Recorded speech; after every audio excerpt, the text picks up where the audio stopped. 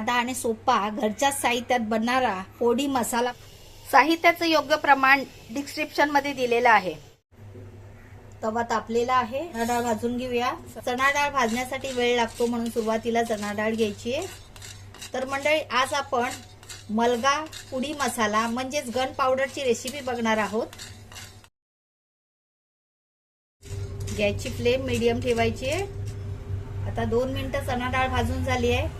उडीद डाळ घ्यायची आहे। उडीद डाळ स्वच्छ कपड्याने पुसून घ्यायची। मीडियम गॅसवर सर्व भाजून घ्यायचं आहे। सतत परतत राहायचं म्हणजे सगळीकडून सारखं भाजलं जातं। जिरं घ्यायचंय, त्याचबरोबर काळी मिरी,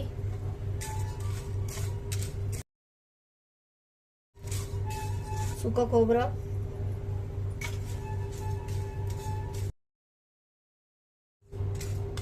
सफेद तीळ,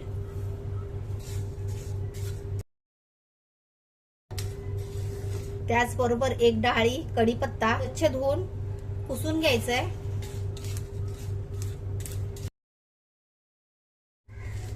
चिंच आणि हिंग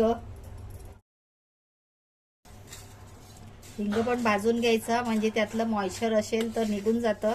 हे सर्व डाळीला डाग येतपर्यंत भाजून घ्यायचं आहे। डाळीला डाग आलेला आहे, हे बघा। आता आपण गॅस बंद करूया आणि हे सर्व दुसऱ्या भांड्यात काढून घ्यायचंय। आता हे सगळं गार झालंय, मिक्सरला लावून वाटून घेऊया। इथे आपण मिरच्या वापरलेल्या नाहीये। तुमच्याकडे जर मिरच्या असेल तर 6-7 बेडगी मिरची घ्या, किंवा नसेल तर तुम्ही 1 टेबलस्पून लाल तिखट घ्या। आता हे आपण मिक्सरला लावून भरड वाटून घेऊया। एकदा वाटून झालेलं आहे। आता यामध्ये चवीनुसार मीठ ऍड करायचं। आता परत एकदा फिरवून घेऊया। पोडी मसाला तयार आहे। वा, सुगंध तर एकदम अप्रतिम येत आहे। हे बघा, एकदम असं बारीक नको आहे, थोडंसं भरडच वाटून घ्यायचंय। खाताना असं दाताखाली आलं पाहिजे। अशा प्रकारे डोसा करून त्यावर गन पावडर म्हणजेच पोडी मसाला वापरायचा। आता यावर जरा तुपाची धार सोडायची, किंवा बटर काही लावू शकता तुम्ही तुमच्या आवडीप्रमाणे।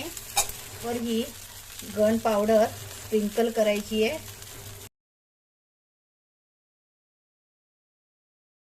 तर हा साऊथ इंडियन पदार्थ आहे, पण हल्ली गन पावडर सगळ्यांनाच इडली आणि डोसा बरोबर खायला आवडते, म्हणून ही रेसिपी खास तुमच्यासाठी। रेसिपी आवडली तर लाईक करा, शेअर करा, सबस्क्राईब करा। वेळात वेळ काढून तुम्ही ही रेसिपी पाहिली त्याबद्दल खूप खूप आभार।